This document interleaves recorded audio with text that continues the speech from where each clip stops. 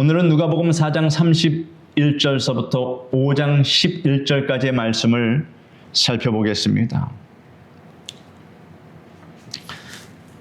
사랑하는 성도 여러분, 오늘 우리가 함께 살펴볼 누가복음 4장 후반부와 5장 초반부의 말씀은 예수님의 공생의 초기 갈릴리 사역의 생생한 현장을 우리에게 보여주고 있습니다. 예수님의 초기 사역을 보여줍니다.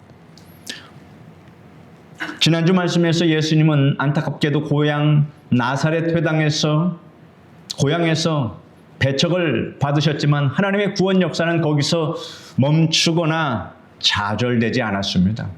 배척과 불신의 자리를 떠나신 예수님의 발걸음은 이제 갈릴리의 중심에 있는 도시 가버나움과 게네사렛 호수로 향하셨습니다. 오늘 선포되는 말씀을 통하여 우리 각자의 삶의 자리에 친히 찾아오시는 예수님을 깊이 만나는 은혜의 시간이 되기를 소망합니다. 31절로 44절의 말씀을 같이 읽겠습니다. 갈릴리의 가버나움 동네에 내려오사 안식일에 가르치심에 그들이 그 가르치심에 논란이 이는 그 말씀이 권위가 있음이로라. 회당에 더러운 귀신 들린 사람이 있어 크게 소리질러 이르되 아 나사렛 예수여 우리가 당신과 무슨 상관이 있나이까? 우리를 멸하러 왔나이까? 나는 당신이 누구인 줄 아노니 하나님의 거룩한 자니이다. 예수께서 꾸짖어 이르시되 잠잠하고 그 사람에게서 나오라 하시니 귀신이 그 사람을 무리 중에 넘어뜨리고 나오되 그 사람은 상하지 아니한지라. 다 놀라 서로 말하여 이르되 이 어떠한 말씀인고 권위와 능력으로 더러운 귀신을 명함에 나가는도다 하더라. 이에 예수의 소문이 그 근처 사방에 퍼지니라. 예수께서 일어나 회당에서 나가사 시몬의 집에 들어가시니 시몬의 장모가 중한 열병을 앓고 있는지라. 사람들이 그를 위하여 예수께 구하니 예수께서 가까이 있어서 열병을 꾸짖으신데 병이 떠나고 여자가 곧 일어나 그들에게 수종드니라. 해 질 무렵에 사람들이 온갖 병자를 데리고 나오매 예수께서 일일이 그 위에 손을 얹으사 고치시니 여러 사람에게서 귀신들이 나가며 소리질러 이르되 당신은 하나님의 아들이니이다. 예수께서 꾸짖으사 그들이 말함을 허락하지 아니하시니 이는 자기를 그리스도인 줄 알미러라. 날이 밝음에 예수께서 나오사 한적한 곳에 가시니 무리가 찾다가 만나서 자기들에게서 떠나시지 못하게 만류하려 하매 예수께서 이르시되 내가 다른 동네들에서도 하나님의 나라 복음을 전하여야 하리니 나는 이 일을 위해 보내심을 받았노라 하시고 갈릴리 여러 회당에서 전도하시더라. 아멘. 누가복음 4장 31절과 32절을 보면 예수님께서 안식일에 가버나움 회당에 들어가서 무리를 가르치시는 장면이 등장합니다. 본문은 사람들이 예수님의 가르침에 크게 놀랐다고 기록하고 있는데 그 이유는 단 하나였습니다. 바로 그 말씀에 인간의 지식을 뛰어넘는 말할 수 없는 권위가 있었기 때문입니다. 이것은 설명할 수 없습니다. 느껴지는 겁니다. 당시 서기관들이나 바리새인들의 가르침은 율법의 전통과 관습을 기계적으로 나열하는 지식 전달에 불과하여 사람들의 심령을 마음을 감동시키지 못했습니다. 그러나 예수님의 말씀은 메마른 영혼을 울리고 죽은 생명을 살려내는 살아 운동력 있는 창조주 하나님의 말씀 그 자체였습니다. 여러분 한번 생각해 보십시오. 예수님이 전하여 준 그 말씀을 들을 때 그 성령의 역사하심이 얼마나 대단했을까. 한 번은 경험해 보고 싶은 그러한 성령의 역사 체험입니다. 그러나 예수님께서 승천하시고 계신 보혜사 성령님을 보내주셔서 하나님의 말씀을 전파할 때 성령의 역사가 여러분 심중에 다 임재하고 있음을 아시기를 바랍니다. 예수님의 말씀의 절대적인 권위는 곧바로 이어지는 놀라운 영적 대결의 사건을 통해서 더욱 분명하게 보여줍니다. 회당에 더러운 귀신 들린 사람이 있어서 예수님을 향해서 크게 소리를 지릅니다. 아, 나사렛 예수여, 우리가 당신과 무슨 상관이 있나이까? 우리를 멸하러 왔나이까? 라고 두려워 떨면서 크게 소리를 외치는 것입니다. 무서움을 느끼는 사람이 더 큰 소리 치는 겁니다. 강아지도 보면 자기가 두렵고 떨리는 큰 강아지를 만나면, 큰 개를 만나면 오히려 더 큰 소리로 짖어댑니다. 두려워서 그런 것입니다. 귀신도 예수님을 보니 두렵고 떨려서 소리를 지르는 겁니다. 이처럼 어둠의 영조차도 빛으로 오신 예수님이 누구인지, 그분이 온 우주를 통치하시는 하나님의 거룩한 자이심을 단번에 알아보고 그 앞에서 굴복했다 하는 것입니다. 예수님께서 추호에 망설임 없이 잠잠하고 그 사람에게서 나오라 라고 권위 있게 꾸짖으시자 귀신은 그 사람들을 무리 중에서 넘어뜨리기는 했으나 결코 그 사람을 상하게 하지는 못하고 즉시 떠났습니다. 사랑하는 성도 여러분, 세상의 그 어떤 강력한 어둠의 세력도 예수 그리스도의 권위 있는 말씀에서는 산산조각나며 굴복할 수밖에 없다는 이 사실을 믿으시기를 바랍니다. 말씀에 권세가 있습니다. 오랜 세월을 살아오며 우리의 영혼과 육신을 억누르는 설명할 수 없는 두려움과 염려, 그리고 영적인 눌림이 있다면 오늘 이 시간 선포되는 예수님의 말씀으로 다 해결받는 여러분 되시기를 바랍니다. 회당에서 더러운 귀신을 내쫓으신 예수님은 곧이어서 시몬 베드로의 집으로 조용히 들어가셨습니다. 그곳에는 베드로의 장모가 원인을 알 수 없는 중한 열병으로 사경을 헤매고 누워 있었습니다. 열이 치솟았습니다. 가족들과 사람들이 그녀를 불쌍히 여기에 예수님께 치유를 간구하자 예수님은 병자에게 가까이 서서 마치 인격체를 대하시듯 그 열병을 향해서 그 열병을 엄하게 꾸짖으셨습니다. 그러자 놀랍게도 질병마저도 예수님의 말씀 앞에서는 순종하여 떠나갈 수밖에 없었고 여인은 깨끗이 치료받고 건강함을 입었다는 것입니다. 그러므로 여러분이 고통이 있고 병을 느낀다면 예수 그리스도의 말씀으로 여러분 그 상처 부위를 믿음의 손을 얹고서 선포하시기를 바랍니다. 우리 하나님은 여호와 라파, 치료하는 하나님이십니다.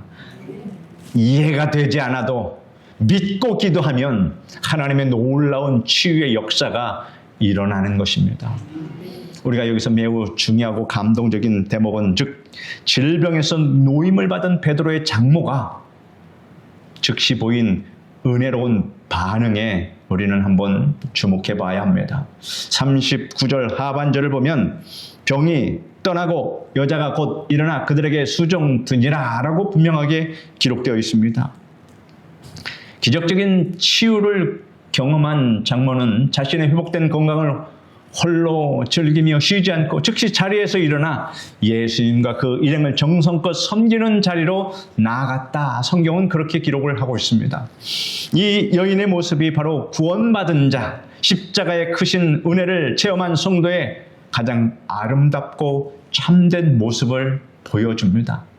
은혜 받으면 그것으로 끝이 아니라 은혜 받은 자의 모습을 이와 같이 보이라. 성경은 우리에게 말씀하고 있습니다. 그리고 그러한 현상은 자발적으로 일어납니다.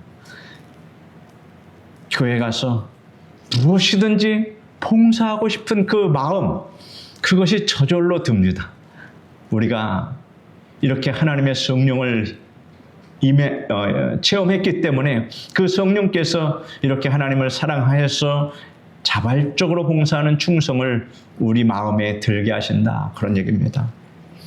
주님께서 우리의 병든 육신을 고쳐주시고 상한 마음을 위로하시며 무너진 우리의 삶과 가정을 회복시켜 주시는 그런 궁극적인 이유가 무엇이겠습니까? 그것은 단순히 우리 혼자 이 땅에서 편안하고 배부르게 잘 먹고 잘 살다가 천국으로 다시 오라는 것이 아니라 남은 생애 동안 주님을 사랑하고 교회를 섬기며 이웃에게 헌신하라는 거룩한 부르심이다라고 하는 이 사실입니다. 우리 모두가 지나온 삶 속에서 베풀어 주신 주님의 은혜를 날마다 기억하며 남은 여정을 기쁨과 감사함으로 주님의 몸된 교회를 수종드는 충성스러운 일꾼들이 되시기를 소망합니다.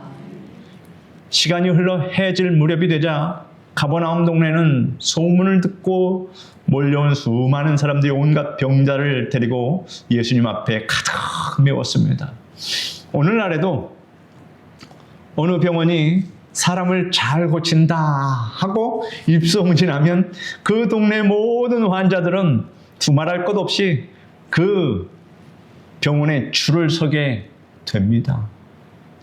그런데 예수님은 사람의 의학으로는 고칠 수 없는 불치병도 다 고쳐주셨으니 이 소문이 말보다도 더 빨리 온 동네에 다 소문이 퍼졌을 것입니다. 그러니 이게 상상이 됩니다. 병든 자들이 많은 옛날 그 많은 사람들이 아프지 않은 사람들이 어디 있겠습니까? 아이서부터 어른까지 지금이야 병들을 잘 치료해주는 병원들이 많기 때문에 잘 다스릴 수 있지만 예전에는 작은 병 하나도 마음대로 고칠 수 없는 그런 시절 아니었습니까? 그러니 집집마다 병자들이 다 있을 것입니다. 온 동네 사람들이 예수님 앞에 나아가니 가득했을 것입니다. 예수님은 하루 종일 이어진 사역으로 육신이 몹시 피곤했을 텐데도 그 불쌍한 영혼들을 귀찮아하지 않고 외면하지 않으셨습니다. 기도하는 것도 쉽지 않습니다. 기력이 딸립니다. 많은 사람들에게 기도하다 보면 나중에 진이 다 빠지는 경우가 있습니다. 왜냐하면 전심을 다해서 기도하기 때문에 기가 나가는 겁니다. 그런데 그 많은 사람을 예수님께서 기도해 주셨다라고 하는 것은 대단한 일입니다. 주님은 쏟아지는 병자들을 향해서 한 번 말씀으로 많은 무리들에게 두 손 들고 선포해서 모든 질병을 다 떠나게 하실 수 있는 능력을 갖고 계셨습니다. 그런데 본문은 주님께서 일일이 그 위에 손을 얹으사 고치셨다 말씀하십니다. 이 일일이라는 짧은 단어 속에 담긴 예수님의 지극히 따뜻한 체온과 영혼을 향한 깊은 궁혈을 우리는 묵상해 볼 수 있습니다. 우리의 선한 목자 되시는 주님은 우리를 무명초 같은 군중 속의 한 사람으로 취급하지 않으시고 우리 각자의 이름을 아시며 우리의 곪은 상처를 개별적으로 어루만져주시는 분이시다 그런 얘기입니다. 일일이 여기에는 큰 의미가 있습니다. 우리 각 사람 일일이 다 주님이 우리 사정을 아시고 우리의 형편을 아시고 치료하여 주신다. 오직 하나님만이 하실 수 있는 일입니다. 세상 그 누구도 알아주지 않는 나의 깊은 마음의 상처, 홀로 남몰래 삼켜야 했던 인생의 수많은 눈물을 우리 주님은 지금도 다가오셔서 친히 따뜻한 손을 얹어주시고 우리를 위로해 주십니다. 어느덧 날이 밝자 예수님은 무리를 떠나서 조용한 한적한 곳으로 가셔서 홀로 하나님 아버지와 깊은 교제를 나누셨습니다. 무리들은 어찌하든지 예수님을 자기 곁에 모셔두려고 했지만 예수님은 사람들의 인기와 영광의 자리에 안주하는 것을 단호히 거절하셨습니다. 오직 영광은 하나님께. 그래서 지도자는 사람의 영광을 취하려고 하지 말아야 합니다. 이거는 큰 함정입니다. 마귀의 괴계에 빠져들 수 있습니다. 많은 성도들이 목회자 한 사람을 바라보면서 추앙하는데 이때 목회자가 잘해야 합니다. 거기에 도취돼서 그 성도들을 이용해서 자기 배를 배불리기 시작하면 자기뿐만 아니라 그 교회의 성도들도 다 망하는 겁니다. 그러니 목회 지도자 한 사람의 그 역할이 얼마나 중대하고 중대한가, 그것을 알지 못하면 아예 목회 일선에 나서면 안 됩니다. 예수님은 내가 다른 동네들에서도 하나님의 나라 복음을 전하여야 하리니 나는 이 일을 위해 보내심을 받았노라 선포하시며 십자가를 향한 고독한 사명의 길을 묵묵히 걸어가셨습니다. 지도자는 고독한 겁니다. 이를 각오하고 이 길로 들어서야 합니다. 5장 1절로 11절의 말씀을 우리 같이 읽겠습니다. 무리가 몰려와서 하나님의 말씀을 들을새 예수는 게네사렛 호숫가에 서서 호숫가에 배 두 척이 있는 것을 보시니 어부들은 배에서 나와서 그물을 씻는지라. 예수께서 한 배에 오르시니 그 배는 시몬의 배라. 육지에서 조금 뜨기를 정하시고 앉으사 배에서 무리를 가르치시더니 말씀을 마치고 시몬에게 이르시되 깊은 데로 가서 그물을 내려 고기를 잡으라. 시몬이 대답하여 이르되 선생님 우리들이 밤이 새도록 수고하였을 때 잡은 것이 없지만은 말씀에 의지하여 내가 그물을 내리리다 하고 그렇게 하니 고기를 잡은 것이 심히 많아 그물이 찢어지는지라. 이에 다른 배에 있는 동무들에게 손짓하여 와서 도와달라 하니 그들이 와서 두 배의 채움에 잠기게 되었더라. 시몬 베드로가 이를 보고 예수의 무릎 아래 엎드려 이르되 주여 나를 떠나소서 나는 죄인이로소이다 하니 이는 자기 및 자기와 함께 있는 모든 사람이 고기 잡힌 것으로 말미암아 놀라고 세베대의 아들로서 시몬의 동업자인 야고보와 요한도 놀랐음이라. 예수께서 시몬에게 이르시되 무서워하지 말라 이제후로는 내가 사람을 취하리라 하시니 그들이 배를 육지에 대고 모든 것을 버려두고 예수를 따르니라. 아침 일찍부터 수많은 무리가 생명의 말씀을 듣고자 예수님의 그 진리의 말씀을 듣고자 예수님께로 어딜 가나 구름대처럼 몰려들었습니다.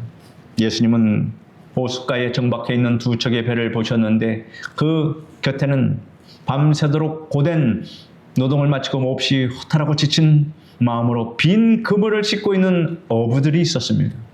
그 빈 배 중 하나는 훗날 위대한 사도가 될 베드로의 배였습니다. 예수님은 피곤해 지친 베드로의 배에 오르시어 육지에서 조금 떼기를 청하시고 흔들리는 그 작은 배를 강단을 삼아서 호숫가에 모인 무리들에게 하나님의 말씀, 진리의 말씀을 가르치셨습니다.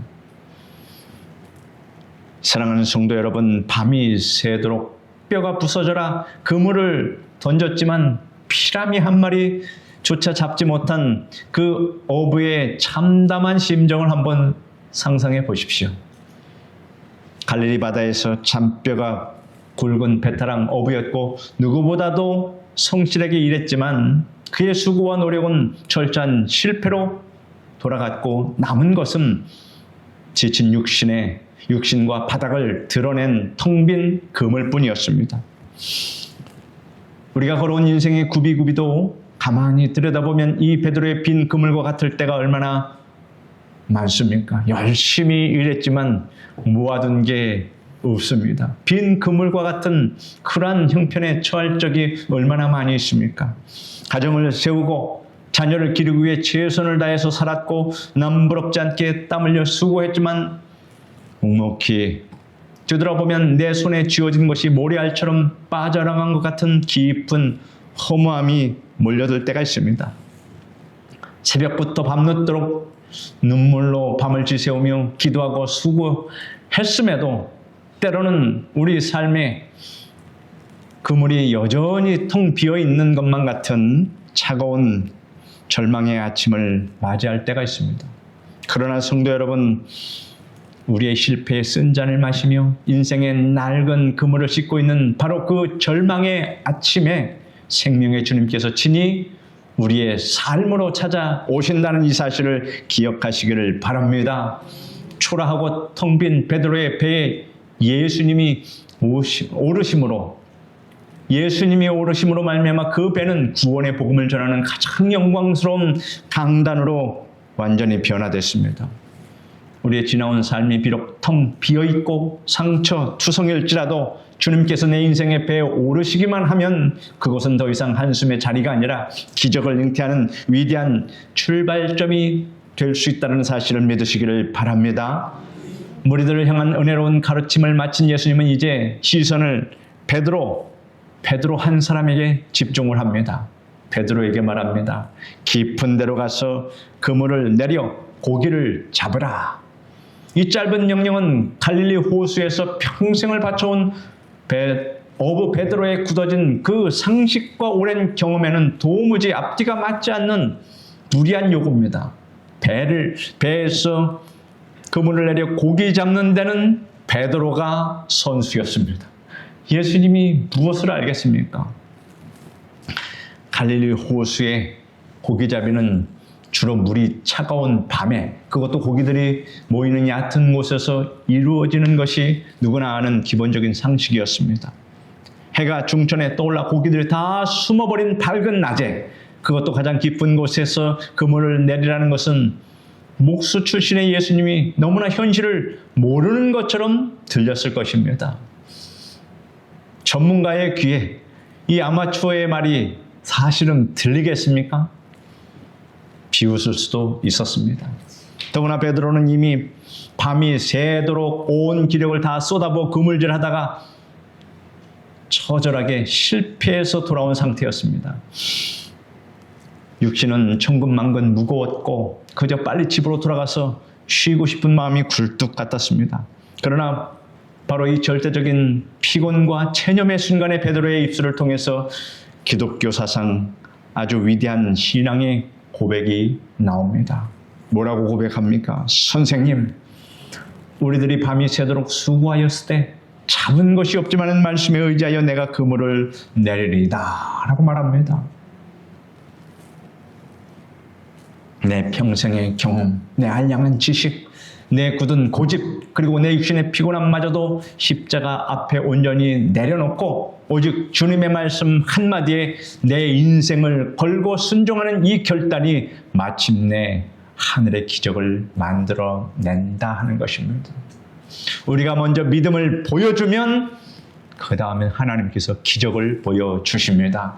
사랑하는 성도 여러분, 신앙생활의 참된 능력과 기적은 내 생각과 하나님의 말씀이 정면으로 충돌하는 바로 그 교차점에서 폭발적으로 나타납니다. 인간의 머리로는 도저히 이해가 되지 않아도, 내가 살아온 삶의 방식과 전혀 맞지 않아도 주님이 말씀하시기에 그 말씀의 능력을 믿고 순종하여 나가는 것이 진짜 믿음입니다. 아멘.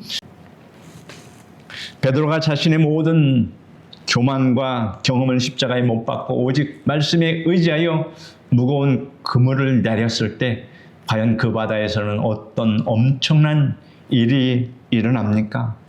고기를 잡은 것이 힘이 많아 질긴 그물이 찢어지기 일보 직전이 되는, 평생 단 한 번도 보지 못하는 엄청난 기적이 그의 눈앞에 펼쳐졌습니다. 자기 혼자의 배로는 도저히 감당할 수 없어서 주위에 있는 동무들의 배까지 긴급히 동원해서 2배 가득 채움에 배가 물에 잠길 정도로 차고 넘치는 놀라운 은혜를 체험했습니다. 우리의 텅 빈 가슴과 찢어진 인생의 그물을 다시 가득 채우실 수 있는 분은 오직 창조주 하나님 한 분뿐이심을 잊지 마시기를 바랍니다. 창조주 하나님이 바로 예수님이십니다. 우리가 내 고집을 꺾고 주님의 진리의 말씀에 순종하여 믿음의 그물을 믿음으로 내릴 때 하나님은 우리가 감히 상상하고 구하는 것보다도 훨씬 더 풍성하고 넘치는 능히 채워주시는 분이다 라고 하는 이 사실을 우리는 확신해야 합니다. 그런데 오늘 본문에 우리가 묵상해야 할 가장 놀랍고 감동적인 장면은 그물이 찢어지도록 엄청난 물고기를 잡은 직후에 베드로가 보이는 반응이었습니다. 세상에 가치관에 젖어 있는 보통 사람 같으면 어떻게 말했을까요? 예수님, 참으로 대단하십니다. 내일 저와 계속해서 함께 일하고 우리 동업합시다. 그러면서 환호성을 지르며 아주 귀한 사람을 만났다고 쾌재를 불렀을 것입니다. 만선의 기쁨과 갑자기 쏟아진 재물에 취해서 동네 사람들을 부르며 덩실덩실 춤을 추었을지도 모릅니다. 그러나 생명의 주님을 인격적으로 대면한 시몬 베드로는 그 태도가 완전히 달랐습니다. 그는 배에 가득 찬 바닥거리는 물고기를 본 것이 아니라 그 물고기 떼를 몰아오신 창조주 하나님의 압도적인 영광과 거룩함을 보았다 하는 것입니다. 그 찬란하고 눈부신 신성 앞에 서자 피조물인 자신이 하나님 앞에서 얼마나 초라하고 냄새나는 더러운 죄인인지를 그가 뼛속 깊이 깨닫고 전율을 느꼈습니다. 그는 그 엄청난 기적의 전리품들을 물고기를 뒤로 하고 두려움과 경외 함 속에서 예수님의 발 앞에 납작 엎드렸다. 성경은 기록합니다. 주여, 나를 떠나소서, 나는 죄인이로소이다. 이 고백은 거룩한 절대자 앞에서 자신의 벌거벗은 모습을 철저히 발견한 자만이 들을 수 있는 진실한 회개의 통곡입니다. 우리가 십자가의 은혜를 깊이 경험하면 할수록 우리는 우리의 부끄러움과 연약함과 추악한 죄성을 더 철저히 깨달을 수밖에 없습니다. 주님은 엎드려 회개의 눈물을 흘리는 베드로를 정죄하거나 꾸짖지 않으시고 오히려 떨고 있는 그를 따뜻하게 위로하시며 그에게 영광스러운 사명을 부여하십니다. 무서워하지 말라. 이제후로는 내가 사람을 취하리라. 갈릴리에서 고기나 잡으며 하루하루 살아가던 어부 베드로를 영혼의 바다에서 생명을 건져 올리는 위대한 하나님의 나라의 사도로 존귀하게 부르신 겁니다. 우리 또한 베드로와 같이 그렇게 부름받은 하나님의 자녀라 하는 것을 잊지 마시기를 바랍니다. 얼마나 영광스럽습니까? 이 가슴 벅찬 부르심 앞에 베드로와 안드레, 야고보와 요한은 자신들의 생계 수단이었던 배와 그물을, 심지어 사랑하는 가족들까지 모든 것을 남겨두고 생명의 구주이신 예수님을 따라 제자의 길을 걷게 되었습니다. 사랑하는 성도 여러분, 오랜 세월 풍파를 헤쳐온 여러분의 인생의 배는 과연 어떤 상태에 지금 놓여 있습니까? 밤이 새도록 헛수고만 거듭하여 피곤하고 지친 육신을 이끌고 상처받은 마음으로 인생의 텅 빈 그물만을 허탈하게 씻고 계십니까?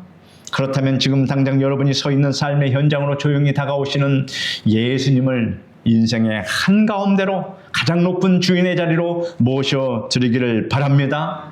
우리가 평생 쌓아온 얄팍한 경험과 세상의 지식을 십자가 밑에 겸손히 내려놓고 말씀에 의지하여 순종의 그물을 가장 깊고 두려운 곳을 향해서 믿음으로 던져보십시오. 그리할 때 이전에 결코 맛보지 못했던 하늘에 놀라운 위로와 회복이 임할 것입니다. 주님께서 허락하신 우리의 남은 생애가 주님의 강하신 손에 붙들려서 방황하는 수많은 영혼들을 주님께로 인도하는 사람을 낚는 어부의 삶을 하나님께 드리기를 간절히 축원합니다. 기도하겠습니다. 거룩하신 하나님 감사합니다. 평생을 어부로 살던 베드로를 택하셔서 영혼의 바다에서 옳은 길로, 의의 길로 사람을 낚는 어부가 되게 하신 우리 주 예수님의 그 은혜가 우리에게도 임하여서 우리 또한 땅끝까지 복음을 전파하는 귀한 제자의 사명을 받들게 하시니 감사합니다. 이 사명을 잊지 말고 언제나 주께서 주신 그 사명을 감당할 수 있는 우리 귀한 성도들이 다 되게 하여 주시옵소서. 예수님의 이름으로 기도드립니다. 아멘.